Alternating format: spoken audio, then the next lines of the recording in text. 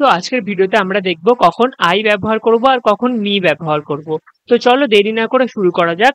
তো প্রথমেই দেখি আই কখন ব্যবহার করব। আই হলো একটি সাবজেক্ট প্রোনাউন। সহজ কথায় এটি সেই ব্যক্তি বা জিনিসকে বোঝায় যে কাজটি করে।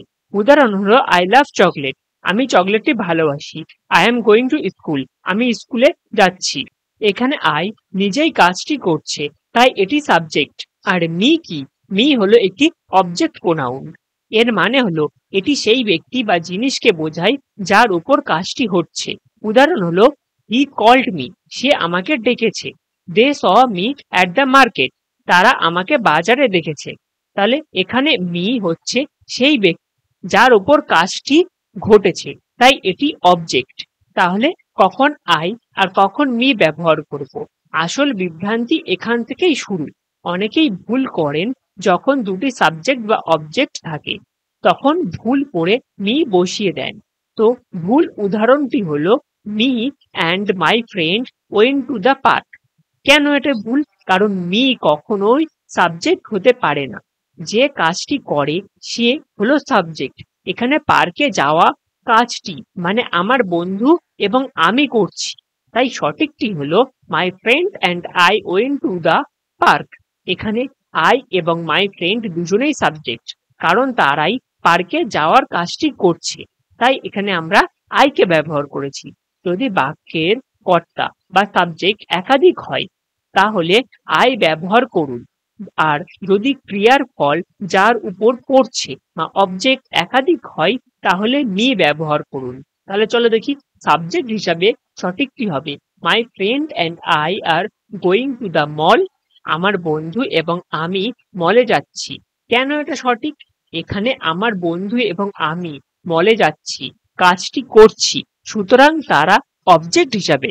সঠিক হবে he gave the book to my friend and me, সে বইটি আমার বন্ধু এবং আমাকে দিয়েছে। কেন এটি সঠিক? এখানে মাই ফ্রেন্ড অ্যান্ড মি এর উপর বই দেওয়ার কাজটি হচ্ছে, সুতরাং তারা অবজেক্ট। আর ভুলটি হলো হি gave the book to my friend and I. তাহলে আই এখানে বসবে না, কারণ এটি অবজেক্ট, এর জায়গায় ব্যবহৃত হচ্ছে। তো চলো কিছু বাস্তব উদাহরণ দিয়ে দেখে নিই। My brother and I are going to the movie. তাহলে আমরা যাচ্ছি, তাই এটি সাবজেক্ট, তাই এখানে আই বসবে।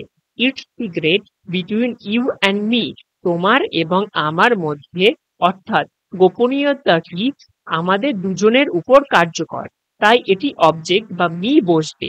You and I should start a business, আমরা শুরু করব, তাই এটি একটি সাবজেক্ট, তাই এখানে আই বসেছে। তো বোনাস টিপস হলো শুধু আই দিয়েই শুরু করবেন না। ইংরেজি ব্যাকরণের শিষ্টাচার অনুযায়ী যখন আপনি একাধিক বাক্যকে বোঝাতে আই ব্যবহার করেন তখন আই সবসময় পরে আসে।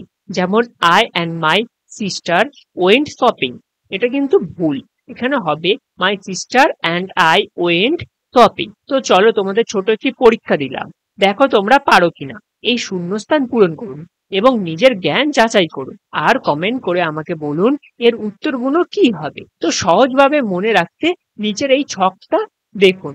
আই ব্যবহার করব যখন আমরা সাবজেক্ট হিসেবে ব্যবহার করব, যেমন একটি উদাহরণ হলো আই অ্যাম হ্যাপি। আর মি ব্যবহার করব যখন আমরা অবজেক্ট হিসেবে ব্যবহার করব, যেমন সি হেল্পড মি।